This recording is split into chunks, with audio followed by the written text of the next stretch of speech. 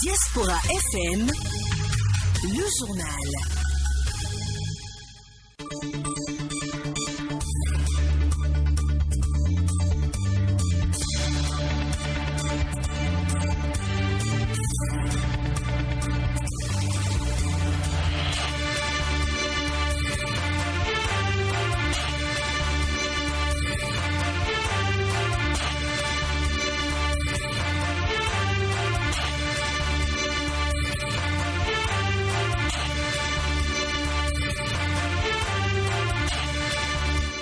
Mercredi 28 juillet 2021, c'est l'heure de la grande édition du journal parlé sur les ondes de la 102.3 Diaspora FM. Mesdames et messieurs, bonjour, voici le sommet de ce journal. Le premier du Bénin au bac session de juin 2021 est connu. Il s'appelle Godemain Fréjus Josué, série C, avec 18,66 de moyenne. Il vient de la commune d'Abomey-Calavi. Le procès des mises en cause dans l'affaire domaniale dite 39 hectares à Calavi n'a pas connu son épilogue hier. Le processus est à nouveau renvoyé pour le 3 août prochain. 10 ans après la crise des postes électorales qui a déchiré le pays, le président ivoirien Alassane Dramane Ouattara a reçu hier au palais présidentiel son prédécesseur Laurent Gbagbo. Voilà l'essentiel à développer dans cette édition. D'autres sujets vont meubler ce journal. On se retrouve juste après cette virgule. Aristide Séti. Merci d'avoir choisi Diaspora FM pour vous informer. C'est officiel. Le premier du Bénin au baccalauréat 2021 est connu. Il s'appelle Godemain Fréjus Josué, série C, avec 18,66 de moyenne. Il est suivi de Gaga Cristal Yacinde Elom, série C, avec une moyenne de 18,31. Et le troisième, Tchani Yakoubou Felou Amdan, série C, avec une moyenne de 18,31. Le premier du Bénin au bac 2021 vient du département de l'Atlantique, plus précisément de la commune d'Abomey-Calavi. Le deuxième du Bénin et le troisième viennent tous de Natitengu. On reste avec le baccalauréat. Après le bac, le choix des filières s'impose. Une étape décisive qui détermine l'avenir des nouveaux bacheliers. Pour ne pas faire un mauvais choix, Banabé Kwelo, écrivain spécialiste des questions éducatives, nous parle des erreurs à éviter. Il est au micro de Clémence Tonoucoin. Quand vous prenez un contexte comme ça, comme le Bénin, l'actuel contexte, où vous avez minimum 8 jeunes sur 10 diplômés à la maison, ou quand vous venez par exemple à l'Université nationale d'Abomey-Calavi, vous avez minimum 60 000 étudiants dans les amphithéâtres, dans les jardins. Le nouveau bachelier de 2021 doit s'orienter comment? Première chose, n'allez pas à l'université dans l'optique de trouver un emploi, parce que vous n'aurez pas. Il n'y a pas d'emploi aujourd'hui à donner à quelqu'un. Allez à l'université dans l'optique de répondre à un besoin de la société. C'est ça s'orienter. Aujourd'hui, le Bénin a quel problème? Toi, nouveau bachelier qui m'écoute, qui me voit, tu veux véritablement aller dans cette filière. Première question, est-ce que tu as une finalité claire? N'allez pas aujourd'hui à l'université parce qu'il faut aller. Première erreur, ne pas faire. Deuxième erreur, n'allez pas à l'université parce que papa dit qu'il faut aller à l'université. Je suis médecin, l'enfant doit forcément faire la médecine. Je suis désolé, le choix se discute avec l'enfant. N'allez pas à l'université parce que mon copain veut partir, parce que ma copine veut partir,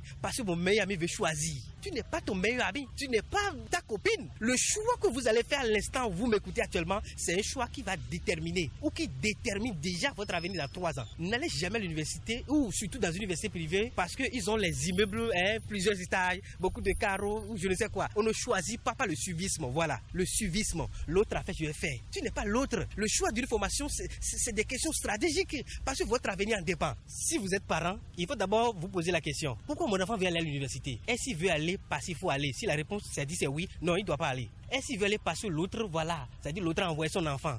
Sinon, bon, tous ses collègues, c'est-à-dire tous ses amis veulent aller à l'université. Si mon enfant ne va pas à l'université, ça ne marche pas, ça ne veut rien dire. Georges Badaï Seko, accusé dans l'affaire dite 39 hectares, était à la barre hier. Le procès est à nouveau renvoyé. La 4e audience est programmée pour le mardi prochain à la Cour de répression des infractions économiques et du terrorisme CRIET. L'ancien maire de la commune d'Abomey-Calavi et toutes les autres personnes en détention provisoire retournent en prison.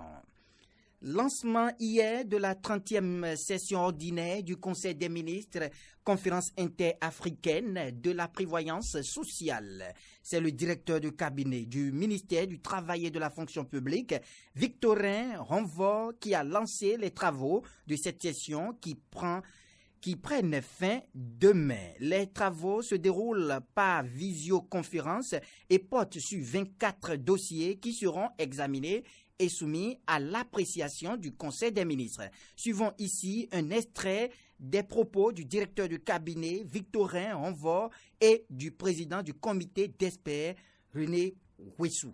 Face à un monde en pleine mutation qui induit des transformations notables au plan social, l'un des défis à relever par la CIPRES est celui du pilotage, voire de la gouvernance des organismes de protection sociale de ces États membres. Ce défi se pose avec beaucoup plus d'acuité dans un contexte mondial marqué par la pandémie de la COVID-19. Dans un tel contexte donc que se tiennent les travaux de la 30e session ordinaire de la CIPRES les 27, 28 et 29 juillet 2021 par mode vidéoconférence à Cotonou.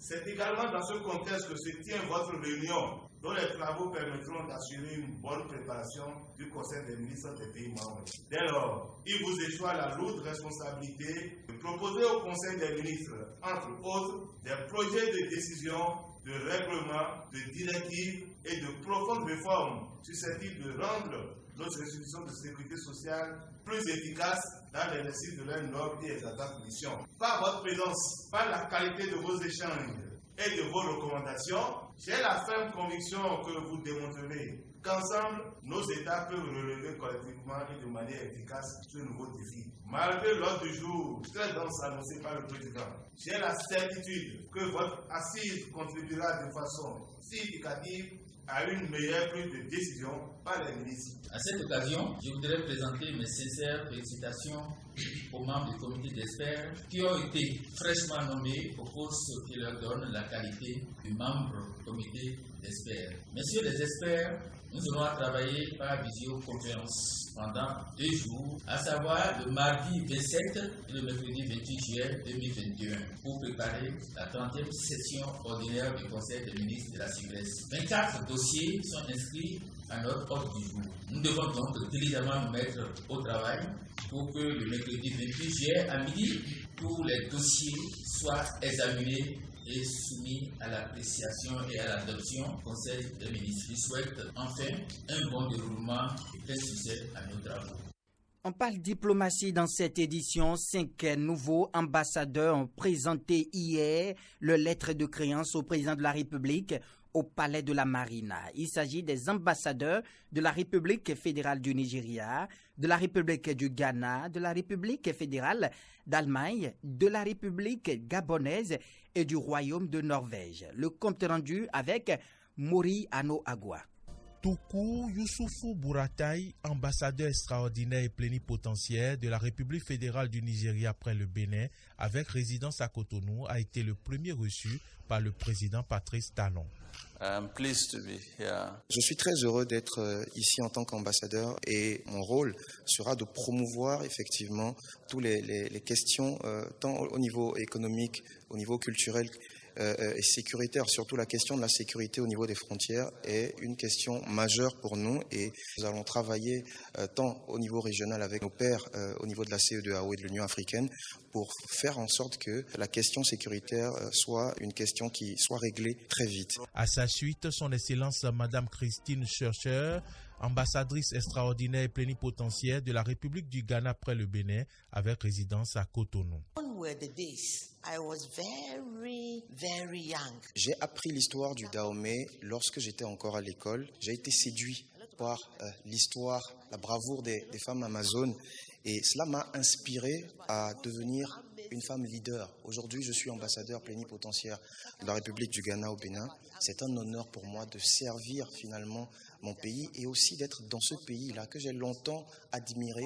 Et aujourd'hui, pour moi, c'est une grâce, c'est la destinée qui s'accomplit et je suis très heureuse de travailler à renforcer la relation bilatérale entre nos deux pays. Michael Derus, ambassadeur extraordinaire et plénipotentiaire de la République fédérale d'Allemagne près le Bénin avec résidence à Cotonou. Nous avons une longue histoire de coopération économique et je me réjouis d'avoir eu un échange très profond avec son Excellence le Président de la République sur l'engagement futur de la coopération allemande au Bénin.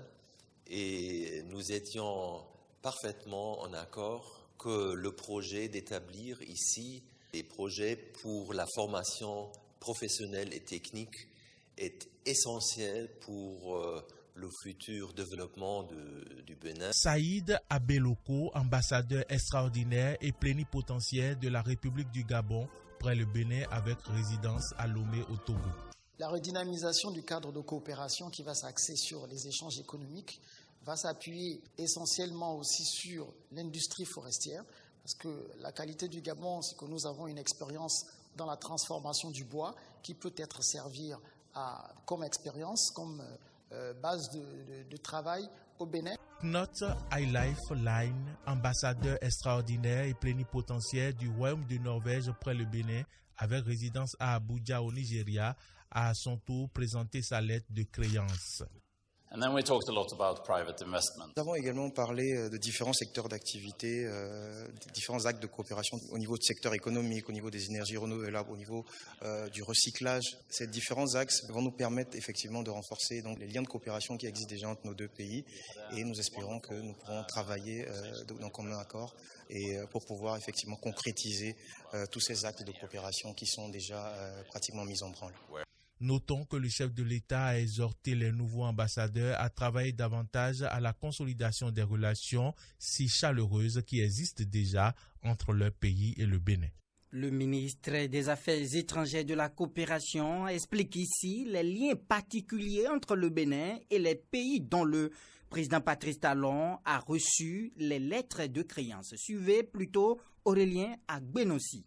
Nous avons déjà avec la Norvège une coopération qui était très dynamique, mais la pandémie a retardé, en quelque sorte, ralenti l'exercice. Alors, ce que le président a dit, il a dit la pandémie aujourd'hui ne doit plus être un prétexte pour ralentir notre marche. Nous avons été admis au programme Oil for Development, qui est un grand programme norvégien. Donc, ce qu'a demandé le président de la République, et nous en sommes convenus avec l'ambassadeur, c'est que ce programme se déploie très rapidement. Avec l'ambassadeur d'Allemagne, ce que le président a retenu, c'est notre formation professionnelle. Il se trouve que le nouvel ambassadeur d'Allemagne est un passionné des questions de formation technique et professionnelle. Et là, nous allons vraiment nous mettre au travail avec lui. Pour ce qui concerne le Nigeria, il y a des défis qui sont à la fois sécuritaires, des défis aussi qui sont économiques. Alors, j'ai décidé, moi, par exemple, d'avoir avec l'ambassadeur du Nigeria une rencontre au moins 2 fois par mois pour que nous puissions regarder comment on met en œuvre les nouveaux accords que nous allons signer. Donc, c'est l'effort que le président a demandé que la diplomatie fasse en lien avec le Nigeria. Et le Gabon, c'est un pays frère qui aussi a des défis, mais aussi des opportunités. Et ces opportunités-là, nous allons les explorer avec l'ambassadeur du Gabon qui a présenté aussi la lettre de créance. Et last but not the least, Madame l'ambassadeur du Ghana. Le Ghana est un peuple frais, c'est un peuple avec lequel nous avons des traditions séculaires, culturelles. C'est aussi un peuple qui a beaucoup à nous apporter. Nous parlons par exemple de cette anglophonie que nous souhaitons effective au Bénin. Nous parlons aussi des échanges commerciaux qui ne sont pas à la hauteur de ce qu'ils devaient être, ces échanges-là. Donc le président a souhaité que l'on puisse augmenter les échanges entre nos deux pays. Donc, d'une manière générale, c'est une diplomatie qui se veut vraiment, une diplomatie dynamique, qui se veut au service du développement et qui, maintenant que la pandémie rentre dans une phase où elle peut être maîtrisée, en tout cas où on peut vivre avec, ce ne doit plus être un prétexte pour ne pas se mettre au travail, se mettre résolument au travail. Le professeur François Biola rejoint le conseil électoral. Il a été désigné par les députés au cours d'une plénière hier. Il remplace Aboubakari Adam Soulé au sein de cette instance. Le vote qu'il a porté est sanctionné par 80 voix pour, 0 contre et 0 abstention. Les animateurs d'établissements dans les différentes disciplines de l'enseignement secondaire général sont en formation depuis hier sur toute l'étendue du territoire national. À Lokossa, c'est le CG1 qui abrite cette séance de renforcement dont nous parle ici Jonas Bouchi. Maillon important dans l'organisation pédagogique des activités scolaires dans les établissements secondaires, les animateurs d'établissements coordonnent la bonne exécution des programmes d'études avec leurs collègues de la même discipline. Serge Mongbo, inspecteur d'anglais. Un animateur d'établissement, d'abord, c'est celui qui dirige le conseil d'enseignement disciplinaire. Je prends le cas de l'anglais, le responsable des professeurs d'anglais au sein de l'établissement. Alors, il coordonne toutes les activités de cette discipline, à commencer par les animations pédagogiques, les rencontres hebdomadaires qui ne portent pas forcément sur les animations pédagogiques, mais sur la vie de la discipline au sein de l'établissement. La progression dans l'exécution des programmes d'études, l'organisation des évaluations, différentes tâches inhérentes à la discipline au sein de l'établissement. Mais pourquoi cette formation des animateurs d'établissement en pleines vacances? L'inspecteur pédagogique délégué du MONO, François Aguemont, explique. Vous savez qu'une formation organisée au cours de l'année perturbe l'enseignement et l'apprentissage au niveau des élèves. Les organisateurs de cette formation ne veulent pas que la rentrée soit perturbée, qu'ils paient des heures de cours. C'est pourquoi on a choisi les vacances pour organiser la formation. De quoi serait-il donc question lors de cette formation de 2 jours? Cette formation parle essentiellement du cahier de charge des AE, le rôle que chaque AE doit jouer dans un établissement. Il faut que les AE arrivent à maîtriser leur cahier de charge pour savoir le rôle qu'ils doivent jouer dans les établissements. La fonction d'animateur d'établissement requiert des qualités dont nous parle l'inspecteur Serge Mongbo. L'AE d'abord doit être au top de sa discipline, c'est-à-dire maîtriser les innovations didactiques au niveau de l'enseignement de sa discipline et ne pas souffrir de ce manque d'informations en ce qui concerne la pédagogie, la didactique et les sciences de l'éducation, spécialement en ce qui concerne sa discipline. Il doit avoir l'humilité de travailler en équipe et être un leader, c'est-à-dire le leadership doit être le leitmotiv de l'AE. Il ne s'impose pas à ses collaborateurs, collègues, mais travailler ensemble en équipe pour la bonne marche de la discipline. Cette formation qui se déroule dans tout le pays est financée par l'Agence française de développement à travers le projet d'appui à l'enseignement secondaire au Bénin. Sunday Igbo, l'activiste nigérian, a été placé ce lundi en détention provisoire après sa présentation devant le juge des libertés de la détention du tribunal de Cotonou. Les détails avec Peggy Ludovic Dagba. Sunday Igbo n'est pas encore extradé vers son pays conformément aux vœux de son pays, le Nigeria. L'activiste le plus recherché dans son pays a été présenté au juge des libertés et de la détention du tribunal de première instance de Cotonou lundi. Après l'audition qui aura duré un peu plus de 8 heures d'horloge, le juge va le placer en détention provisoire. Sunday Igbo est en effet poursuivi par l'État béninois pour association de malfaiteurs. Son dossier est traité par le premier cabinet d'instruction du tribunal. 5 avocats, dont des Béninois, assurent la défense de l'activiste qui, faut-il le rappeler, a été arrêté le 19 juillet dernier à l'aéroport international de Cotonou en compagnie de sa femme, alors qu'il prenait l'avion pour l'Allemagne. Il est soupçonné par l'État béninois de vouloir commettre des attentats contre des infrastructures en République du Bénin. Les nouvelles africaines et internationales. 10 ans après la crise post-électorale qui a déchiré la Côte d'Ivoire, le président ivoirien Alassane Dramane Ouattara a reçu hier au palais présidentiel son prédécesseur Laurent Gbagbo. Une rencontre qui survient près de 3 mois après l'acquittement de Laurent Gbagbo par la CPI des accusations de crimes contre l'humanité qui pesaient sur lui. La rencontre, qui est qualifiée d'historique, s'est déroulée au palais présidentiel d'Abidjan et a duré 1 heure. Au Mali, une vingtaine de partis ont appelé hier à une transition réussie. Dans une déclaration rendue publique, ils se disent prêts à accompagner les autorités pour éviter des écueils pendant cette transition. Ce regroupement dans lequel on retrouve des formations de l'ex-majorité, de l'ex-opposition, exige notamment le respect de la date fixée pour la tenue des élections et la publication d'un chronogramme détaillé des tâches devant conduire aux élections. L'Algérie a annoncé une série de mesures restrictives avant-hier et promis d'accélérer la campagne vaccinale pour lutter contre la propagation du variant Delta. Salles de sport, maisons des jeunes, centres culturels, espaces récréatifs et surtout les plages seront fermées dans les 35 préfectures concernées. Cafés et restaurants ne pourront plus servir à table et devront se limiter uniquement à la vente à emporter.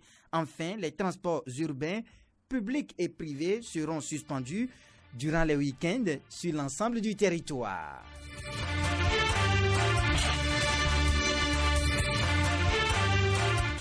Merci infiniment d'avoir suivi cette édition. C'est la fin de cette messe de l'information sur les ondes de la 102.3 Diaspora FM. Mise en onde, Emmanuel Agbodjelou. Présentation, Aristide Setting. Mais avant de partir, retenez cette citation de Francis Bacon. Je cite, « Le silence est la vertu des sots ». On se retrouve dans 9 minutes, autrement dit à 13h30, pour l'émission Réagissons à l'actualité.